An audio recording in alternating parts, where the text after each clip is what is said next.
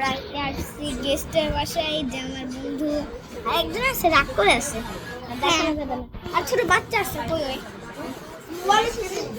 আপু, এই নাও তোমার ভিডিওতে নিলাম, এই যে আমার ছোট বাচ্চাটা।